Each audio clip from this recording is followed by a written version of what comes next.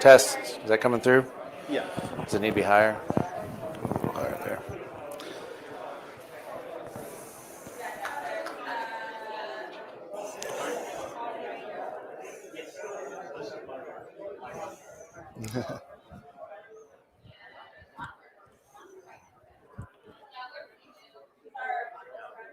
Russell, this is Ann. Ann and I work together. Oh. And Ann is not going to pay attention. Hey, Ann. It's nice to meet you. No, I'm gonna teach her how to find good people to come work with you too. There you go. Yeah, I think the description's a little misleading. Like, I'm focused on hiring practices, not how to get a job per se. But and the original wasn't it 99 things that you can do, and the one thing that'll make it work. Yeah. Solve the number one challenge that. There. 99 others.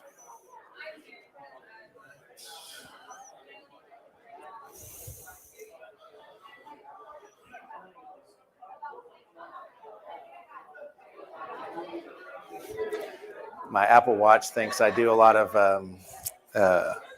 physical activity when I'm speaking, so I get exercise credit when I. Yeah.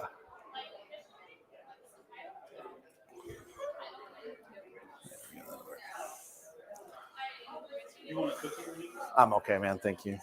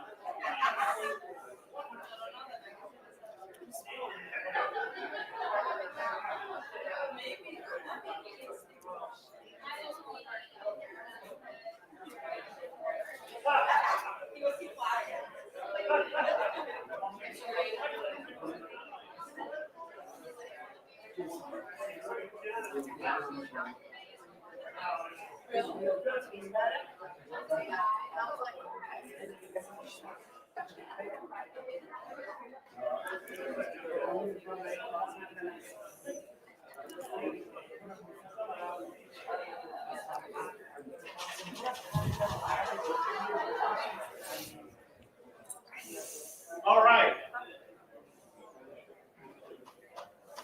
Let's go ahead and get started. Today we have Russel Dubree, and he has owned. You had an agency. How old was the agency when you left? 16 years. He ran an agency for 16 years, and I can tell you that what you're going to learn today is how to hire the right people. It's very critical. If you have a toxic work environment, you're not going to be able to grow. You have a wonderful work environment, which is what Russell's going to talk about, you're going to grow.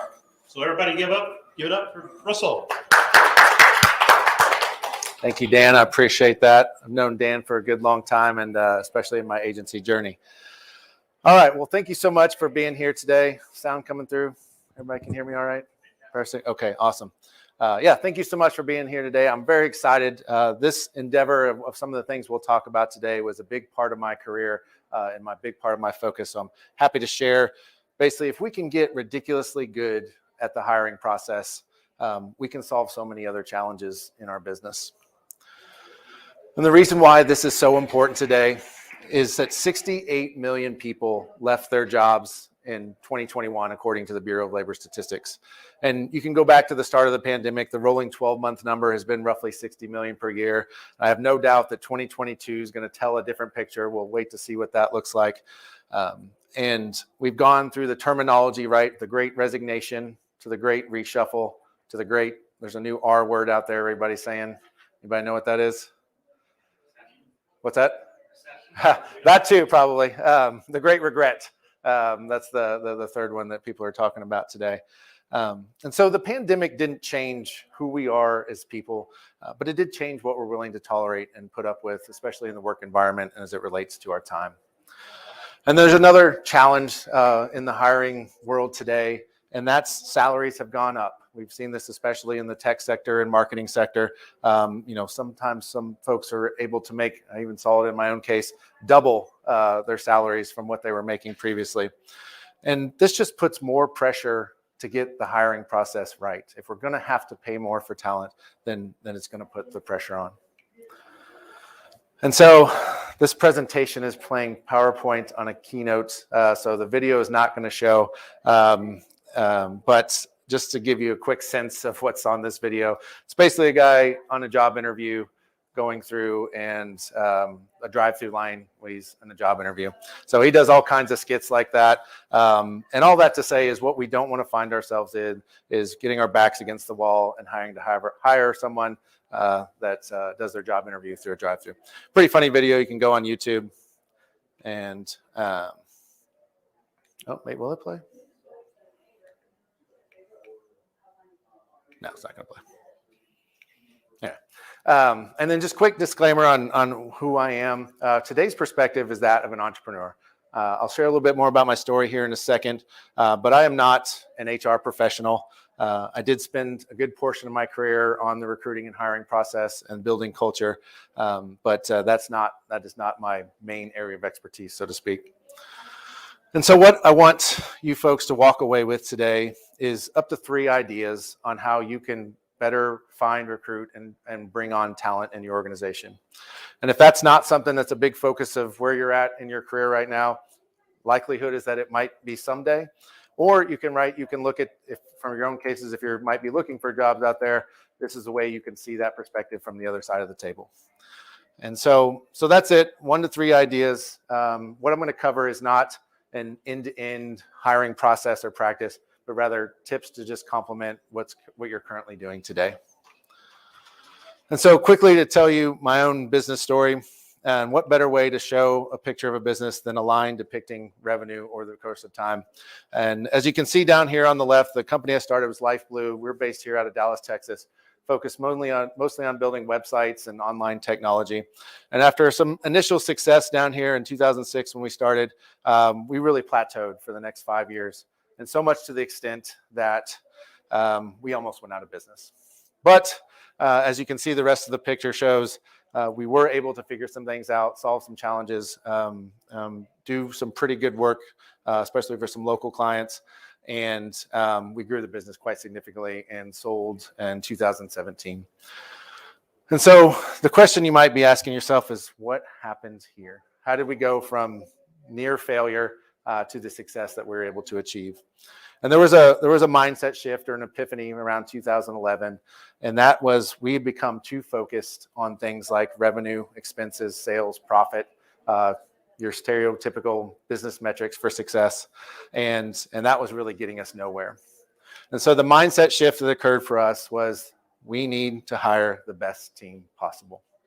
And that might sound common sense, but up to that point, we were hiring the best available, the best within a constrained amount of time, all sorts of things wrong with our hiring process. But then if we're going to hire the best talent, we also need to create an environment where they can thrive. And I have a whole nother presentation on that second part, which we won't get into today. Again, today's focus is on how to hire the best team. And so where do we start? We start with a goal. And do we know what our hire success rate is? And how do we define that? Well, for us, it was 100%. And the way we defined success was that someone would basically be with the company for 2 or more years, and at that time be in relatively good standing. That was a lofty goal. I can promise you that we never actually attained it. But given the immense amount of resources that we put into not only our hiring process, but bringing someone on board and getting them spun up, we couldn't afford not to shoot to be perfect in our hiring practices. And so I think the best 12 months total was roughly 89% or 9 out of 10 hires. But it was important to shoot for that goal. And right, different companies might have a different goal, right? Part-time, we were hiring pretty much full-time professionals. If you've got part-time, 100% is probably even a lot more difficult, and different things like that. So what goal makes sense, and then for your business, and then stretch it a little. There's another thing that seems common sense now, but was very new to us at the time, and that was basically up until that point, businesses had one of two methods that they would use to bring on talent. A recruiter, oftentimes, which I don't know how many of you in here have had recruiter horror stories on either side of the table. I can name a lot. Or the post and pray method, where you just put a job posting up and let's see what you get from a candidate perspective. And so, right, as marketers, we have to start thinking about our recruiting pipeline just the same way we think of our customer pipeline. How are we out there generating awareness, attraction, making ourselves enticing before we even think about, the notion of posting a job or, right, bringing them through the evaluation process. And what I do like to see, you're seeing more in the marketplace today, is recruitment marketing actually being a service, which if you're going to put money somewhere, it's so much more tangible value and return on your investment than paying a recruiter for a one-off hire that really has no long-term lasting value other than that single individual. And so in the real world, or in our reality, it looks like this, right? All the different things you can start doing: meetups, go to different school programs, degree programs, direct reach outs, referrals, niche job boards, beyond just, right, LinkedIn's the cool cat. Back then when we were started, I think it was Monster, Career Builder. Are those still around? Does anybody ever go to Monster anymore? I don't know. Or Indeed's kind of popular today too, or still effective. But then all sorts of niche job boards relative to the industry or even demographics that you might be interested in, paid ads, social media. And if we got our backs against the wall, recruiters. But how do we get all these people into our evaluation funnel before we even get to the part of making a hiring decision? And then last but not least is, right, businesses are often so focused, especially smaller businesses or when they're starting out, getting customers, right? That's what's going to keep the lights on. That's what's going to keep the gas in the car, so to speak. But when you start to think about this way, also thinking about our brand and the content and things we're going to put out there from a recruiting perspective, just as much as from a customer acquisition perspective. And so it's these thought processes that were really game changers for us. So that kind of lays the foundation. And so what I'm basically going to go through now is 10 very, very specific tactics that I think can complement how we go about a hiring process within a business. And so we can start with number one, which is a sense of purpose. And that's basically giving people a sense or something to come work for that company beyond just the transactional nature of a job. And this is becoming more commonplace in today's business world, right? Talking about purpose. And many of you might have heard of Simon Sinek, probably one of the world's foremost kind of, or you want to say, proponents of purpose in business. But he states it very succinctly: is people don't buy what you do, they buy why you do it. So can we give folks a sense of something, some sort of belonging or something they're going to be a part of, again, beyond just simply being a job to offer? There's a great story I'll share with you quickly in that book, and he talks about the story of two stonemasons to highlight the power of purpose. And in this story, a person goes up to a stonemason working and asks them a question: do you love your job? And the stonemason kind of pauses for a second, looks off in the distance, and then finally says, yeah, sure, I love my job. The days are super long, it's very backbreaking work, but you know what, it pays the bills. He walks over a few feet away to another stonemason and asks, do you love your job? Stonemason very quickly looks him in the eye and says, I love my job. Sure, the days are long and the work is very hard, but I'm building a cathedral for the Almighty, a sense of purpose. So we can look at that very quick little story and we can say, who loves their job more? Right, stonemason 2. Who's likely to continue in that particular job longer? And who's probably going to get more done or be more productive in that scenario? The one with a purpose. And this, to give you just an example of how creative you can sort of be with this, is this was our purpose in the business. And it started out just a kitschy little tagline. And every time I said it, got a little laugh. And but over time, we really started to develop a story behind this and rally behind it. So what I would say to people is save the world from bad design. That's our purpose. But what does that really mean? It means, given the type of work we do, building websites, we want to make it look good, but not only look good, we want it to perform well. We want it to be designed well for our customers and our customers' customers in the functional sense. And then also internally, what does this mean? It means we want to design a good company. We want to be a place where people want to work, where they can grow and be challenged, and otherwise check all the boxes of a successful job or career. And so didn't start out with that entire thought process, but it meant something, and we put the meaning behind it. So you can certainly get creative with it. This is probably one of my favorite ones, but just denoting the notion of a job advertisement versus a job description. And often the form of a job posting is the job advertisement, right? But that's the main form of content most people see when they're applying for a job. And so the question I often ask myself is, why do those always tend to read like legal documents or be job descriptions, right? That's the contract. That's what you sign at the end. We're talking about advertising. We're trying to build, right? If we know people make decisions on emotions, that's what our main form of content needs to look like from a recruiting perspective. They need to be conversational. They need to be human. And even think about, when you read a lot of these, do you really read everything? Like most marketing forms of content? No, you probably look at the title. You might scan a little bit about the company, but then you're probably going to go off and research it somewhere else. You're going to look at some of the requirements, and you're going to look at maybe some benefits, and you're going to make a decision. So quick little exercise we can run through here is I've pulled just several specific line items from job postings out there. And this would be called the legal form that I pulled. And then I'll show how we can look at that from a conversational note. But researches, compliance, risk, and legal processes, requirements, and steps. What does that really mean? Well, if you're thinking about a conversational sense, protect the company from bad accidents and bad actors, right? That's emotional appeal. Here's a mouthful for you. It leverages existing brand strengths and where we want to go strategically to align the organization on a brand strategy of what we want to be known for. Anybody know what that means? Or we could just say, tell our story to the world and let everyone know what we're made of.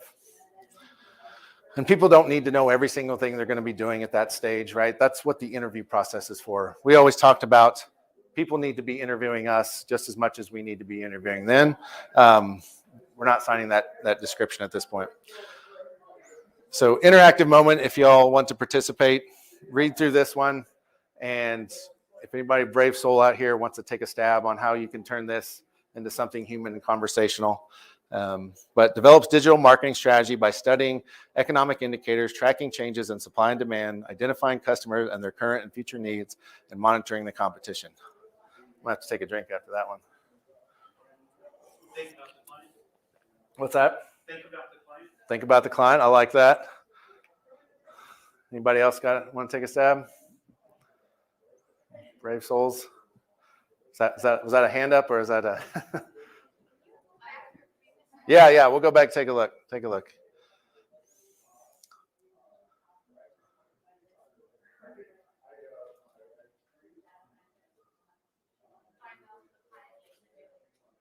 I mean, that's kind of what I came up with. Did you have a thought?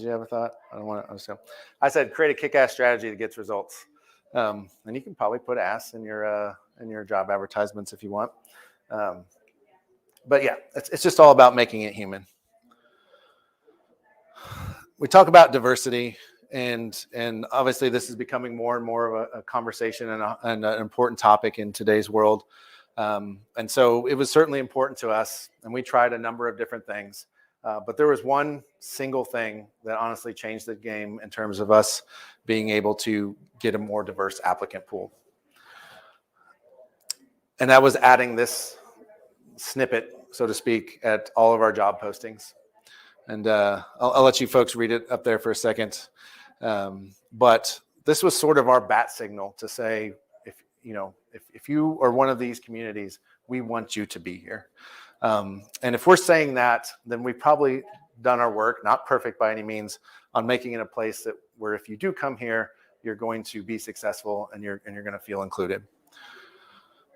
So overnight, added this one little thing, right? We did the whole scrubbed all our job postings and things like that for gender tones and different things like that. But I can say night and day, this is the one thing that changed the game for us. Natural states. This is my favorite. But we know the interview process favors someone with the gift of gab, someone that's otherwise good at talking about selling themselves, presenting themselves. And so how do we bake character observation into the process as much as possible? And we have our common ones, right? We know, were they on time? Are they generally polite? Is their attire appropriate, right? Those are kind of the common standards. But there's other things out there that we can look for. Are they curious to know more? Are they passionate about what they do? And a lot of times I would look a lot at communication. How thorough are they in their communication? So much to the extent, just even an example of when trying to set up interviews, one thing I would look at was I'd send a note and say, hey, let me know some times you're available so we can schedule an interview. And do they write back and say anytime? That's not necessarily helpful because I could say 6 a.m. Wait a minute, that doesn't work. Then we have a bunch more emails exchanged. Do they send one time? Do they send me this whole litany of excuses about why they can't show up or certain times don't work for them? Or do they do what I asked and said, hey, here's the times I'm available? And so not by no means saying any of these notions are deal breakers, but the way I always looked at the interview process is someone's stock is rising or it's falling with every single interaction point we're having throughout that entire process. Rarely are there few deal breakers, but someone's either increasing their value or decreasing it. I often joked about taking this to extremes. This did not happen, by the way, disclaimer. But what if we had someone walk by and drop all their papers? Does that person stop to help them pick them up? What if someone's crying at a desk when they walk by? Or what if someone speaks rudely to them? Could there be these played out scenarios that we could act just to see how someone reacts in different situations? So these ideas always got shot down by the team, but if nothing else, to highlight the importance of how much value I did put into observing someone in their natural states, so to speak, especially when they maybe don't know what we might be looking for, right? A good performer can match what they think the right answers might be and different things like that. So love the natural states. Next is we need to overserve. Not talking about alcoholic drinks, but how do we create a lasting impression? How do we give value back in that process beyond just the notion of someone getting a job at the end? Because that's a lot fewer than the amount of people that are going through that process. So we wanted to create a great experience for everyone involved. And what this comes down to is if we do this well, we create raving fans. And there's no better raving fans in the world than teenage women and at their favorite rock band or rock concert. My daughter, she was a One Direction fan. And so I got to live a lot of this in my life. But right, different ways we could overserve, so to speak. It was always important, with permission, of course, to give feedback during the interview process on how they approach certain things or even how they performed. Most folks don't get feedback about how they did an interview other than did you get hired or did you not? So we give very specific points of feedback. And then one of the things I did was I would keep tabs on other jobs out there that might be similar roles, and I would give referrals to folks to say, hey, if you're still looking, here's an opportunity. I'm sorry you didn't make it here, but here's other opportunities you're available for you. Write thank you notes, right? It's often known to expect thank you notes from candidates. We write thank you notes the other way and thank them for their time and appreciate them. We would do mock interviews for junior candidates that really didn't have a chance of getting hired, but that allowed them to come interview in a safe environment where they could practice their skills and how they talk about themselves. So all different kinds of things you can do there, but ultimately it just comes down to saying, hey, we don't just care about the people we work here. If you're a part of our community, if you come through our doors, we want to see you succeed. And I can name numerous examples where that philosophy led to hires 4, 5, 6, 7 years down the road. because we created a raving fan by doing those sorts of things. Next is defining roles. And the reason why this ends up being important is there's a lot of information that gets passed in an interview. And right, think if you're doing that interview on a one-to-one basis, you're trying to ask a question, observe behavior, listen to the answer, to think of your next question. You are going to miss information at that point. And so from a steps standpoint, we wanted to make sure that we had roles defined and that we had multiple people in the process at the same time, all looking for different things in that interview process. And right, the first step would just have been a simple cursory phone call, or right, just to get down some basic information, make sure they're living, breathing human on the other end. But then the second one, there would definitely be 2 or 3 people involved. One focused on more cultural fit or cultural add, another focused on technical skills, and then a third might be focused on either leadership or executive presence or something along those lines. And this allowed, right, when one person's talking, another person can be thinking of the next question. And right, if I'm only focused on just how, maybe call it the natural states or how someone might fit into the culture, I don't have to worry about when they're answering, I'm not going to say anything technical for to sound silly, but because I'm not a technical person, by the way. But anyway, all of that set up to gather as much information in what is a limited amount of time we have with a candidate, right? You might be spending 3 up to 4 hours in that entire process. We're making a decision that is hugely impactful to their life and hugely impactful to our business. So how do we get the most out of that time? This is what we did to do that. I don't know if this is most important, but I've been bitten by not following this numerous times. And if I go back and I look at everyone we hired, and if I look back at everyone that wasn't successful, I can easily point back to somewhere in that interview process where there's a little voice in the back of my mind that said, not quite sure about this one. And then maybe there was a conversation or got convinced, or just the pressure said, you know what, we're going to do it anyway. And it really just comes down to, if you're not super excited about a candidate, it needs to be, and you can put whatever PG to rated R adjective you want in there, but I was a hell no. So it's either a hell yes or a hell no when we're talking about a candidate. And it goes back to, again, we're investing so much time and resources. The impact of someone not working out was so huge to our business that we couldn't afford not to take this approach. The assessment. How many people have taken assessments when they've applied for a job before, or give assessment? So I've read a lot, and I see the different points of view on this. And so this was an important part of our process. And it was an important part of our process for several reasons. But kind of sharing what that looks like is we would ask candidates to take assessment that probably honestly took 10 to 15 hours of their time to present in that final stage of the interview. But it gave us a pretty good look at their natural states, right? How much attention to detail do they have? How do they view quality? How do they communicate ideas? And right, we know all the inputs that went into that. And sorry, I forgot what the other one was. Mine's gone for a second. But right, what we always did when we approached this was we did it with respect. We weren't flippant about just asking someone just as a Hail Mary, do you want to take this? And we wouldn't, our time is valuable, so we didn't want to give it to someone that really wasn't a very strong candidate for consideration. Or if we did, we would tell that candidate, say, look, if I had to give an answer today, it's probably no.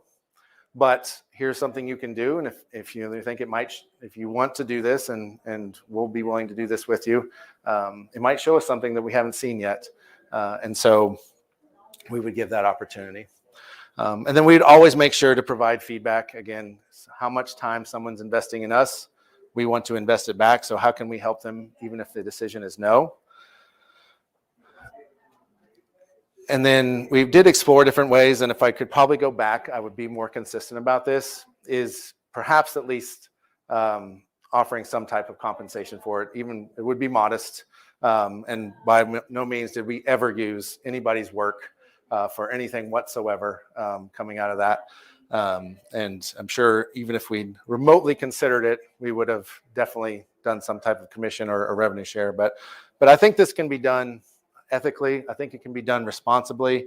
And I think it tells so much information about how someone can be a good fit. And I think one of the argument against a lot of times was ask better questions or do a portfolio review, which is fair. I've often thought about that. But in my own take, right, being not a technical person, let's just say, or a design-oriented person, I think I could probably do a pretty good job of selling a project that I maybe touched this much and overselling my capabilities in that in an interview process. And I'm not saying people are disingenuous. I actually believe most people are pretty honest. But I do know there's always an air of embellishment in an interview process because you're incentivized to do so. This has a big impact on someone's life. So they're going to do their best to sell themselves. So wherever you stand on that, that was our take. That is the value we found about it, or we found with it. And it was hugely important for our process. Oh, I forgot one of them too. It shows someone wants to work there. That's probably, honestly, if I got one takeaway from it, it says if you're willing to commit to this, then you really want to work here, which meant a lot to us in general. Start right. I think anything good in life, success is probably dependent upon how it starts. And so going back to the notion that a job transition is a huge moment in someone's life. I mean, how many jobs does someone really have in the course of their career? Not that many. So this is a huge moment in their life, and sometimes they're moving, or it's a huge period of transition for one reason or another. And so we wanted to make folks feel as comfortable and as good about that process from the very get-go. And so number of things we would do this, and this is an actual picture someone that got hired sent me. The second we had an accepted job offer from someone, we would send them a thing of popcorn this is actually a client of ours as well, just to say, welcome to the team. If they had a family, we'd address it to the whole family and just say, welcome. We appreciate what just happened here. And think about that too. This is a celebratory event. This isn't just a box to check. Going back to, this is a big moment in their lives. And this is a big moment in ours as well, that we've invested this much time into the whole process, right? They've probably interviewed in tons of places. We've interviewed tons of candidates. So we need to celebrate this. Right. We would also, we would have the team create welcome emails so that they would be in their inbox the first day they showed up. And we didn't prescribe anything. They could put anything they want in those emails, but the premise was, hey, send a note to Susan who's starting, and right, we would encourage, maybe give her some tips or something like that. But I've heard some of the emails, and they're quite humorous actually, on folks that emails that got sent to folks. We created a schedule so they knew exactly what was anticipated for them in their 2 weeks and what was not expected of them, right? So if there wasn't something to be like, it's okay to be doing nothing right now. You've just gone through a big transition period, and that's okay. But we certainly wanted people to feel included as well. So how do we make them feel included, but not also throw them to the wolves right out the gate and say, go start doing your job tomorrow. So a very, very scripted out first 2 weeks that showed out when folks when and where and what they should be doing. Did a welcome basket, things, right? This you see this more often, but a very personalized one. We found out what are their favorite snacks, what are their other little nuggets, or if their favorite sports team or something like that. All things that felt very personal to them. Again, going back to how do we make them feel very, very comfortable. And then last but not least, this developed out of the more remote world, right? And when we were more in office, and we did what a lot of companies do, we were 100% in office to basically 100% remote, all things post-pandemic. You lose those serendipitous interactions with folks that really aren't in your main working circle. So we would create water cooler sessions, we call them, where as many people as possible, we would introduce them to just little 15-minute conversations so that they would get to know. But yeah, again, it's all about feeling comfortable. This is probably several presentations to cover the topic of training. But I think especially in smaller businesses or even larger businesses, this is very underestimated. And I had the pleasure of serving in what I think is one of the world's better organizations when it comes to training in my time in the U.S. Air Force. And right, we've all probably heard stories. If any veterans in the room? No, just myself. Right, you've heard the stories of basic training and yelling and all that stuff. That's a very small part of anyone's military career. But from the day you start in the military to the day you leave, you are getting trained on so many different things.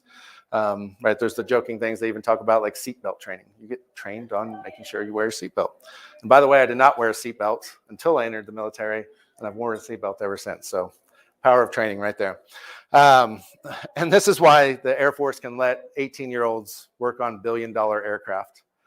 And just looking around the room, I don't see too many folks that have teenagers at home, but I'm scared to let my teenager alone in the kitchen for 5 minutes.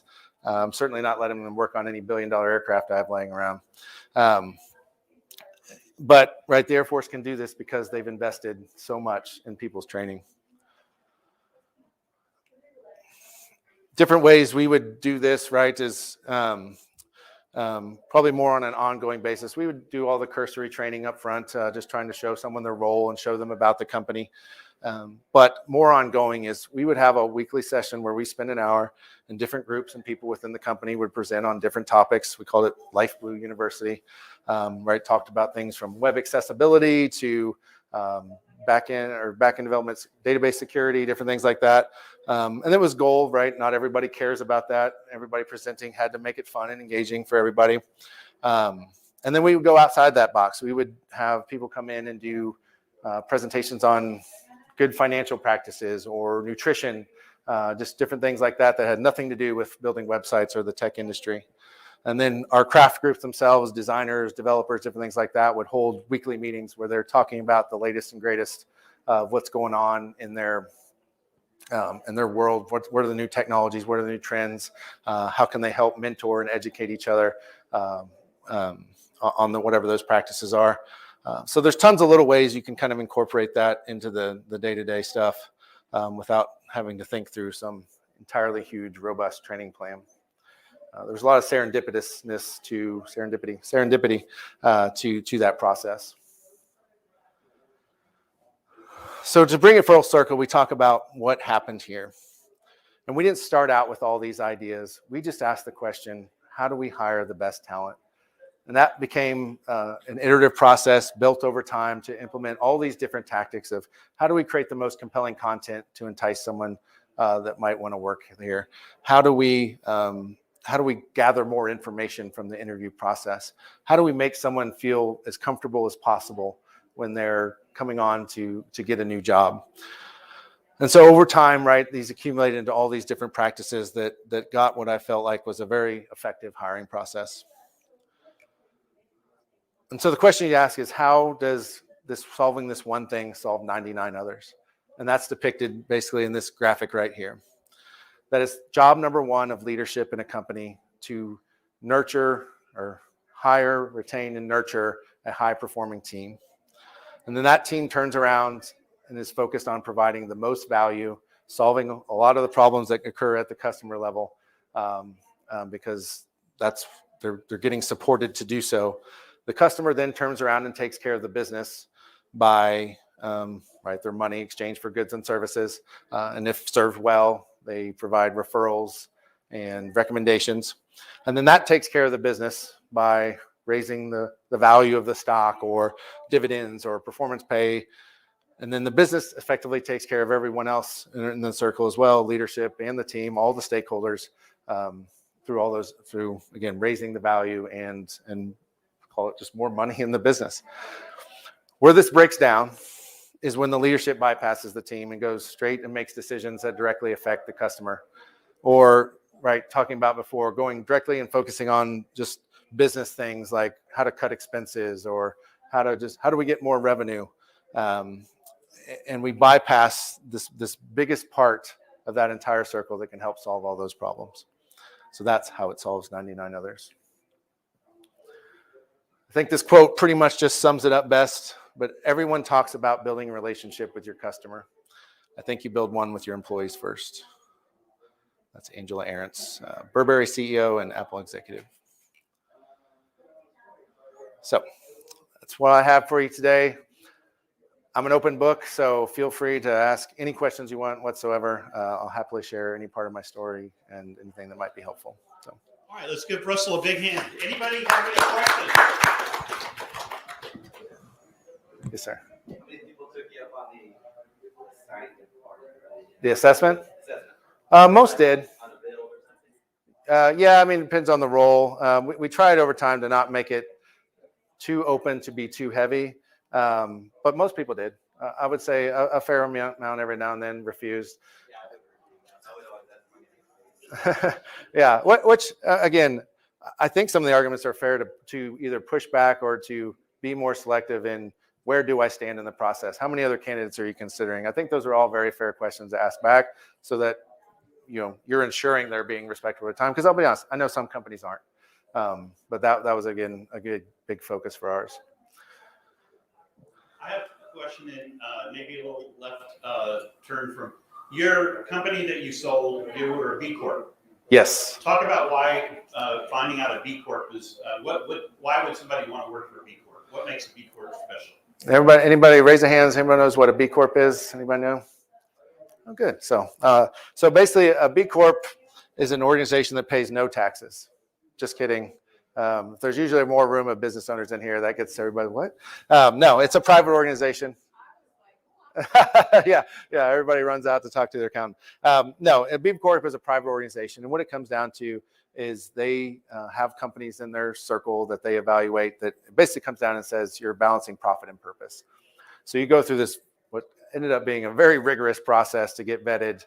And they have a number of different categories from environmental impact to employment practices to community involvement and different things along those lines that they evaluate you on to be in their B Corp. And so, right, some of the popular, well-known ones are Patagonia, Ben & Jerry's, I think Warby Parker. There's a few other bigger companies. And I think at the time, we got that in 2018, I believe. We were one of 4 companies in Dallas and not a whole lot more in the state of Texas. It's growing. There's more now. And I would say, being a digital company, we had no impact on the environment whatsoever. Most of our score came through our various employment practices, what we offered and did for employees. And then second to that was a lot of our clients were nonprofits and some of the different work that our clients were doing and how we were helping them in the nonprofit sector. So very proud. I always say, yeah, we were successful from a financial perspective, but my Emmys or Oscars, so to speak, were the B Corp.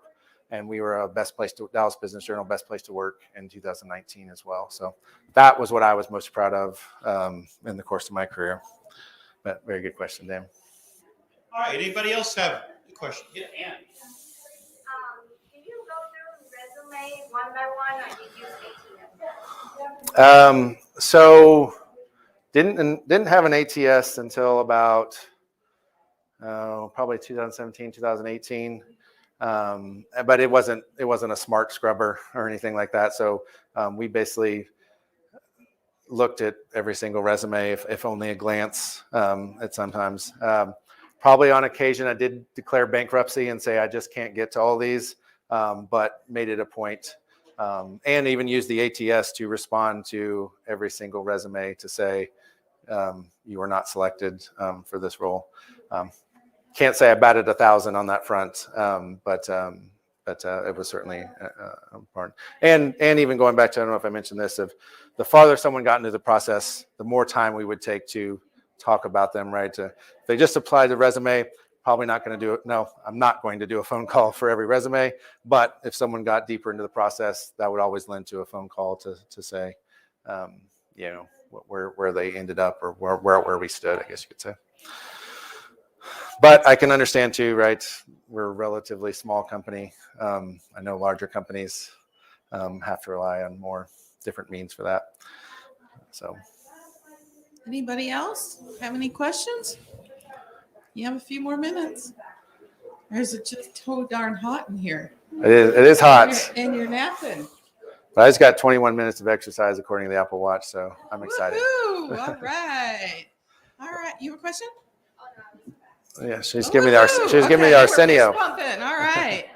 Well, let's give him one more round of applause. We really appreciate you, Russell, coming Appreciate it. today. Thank you. And, Thank you so much. You guys, we have one last session. We saved the best for the last. So you got about a 10-minute break, and we'll meet you in the big ballroom.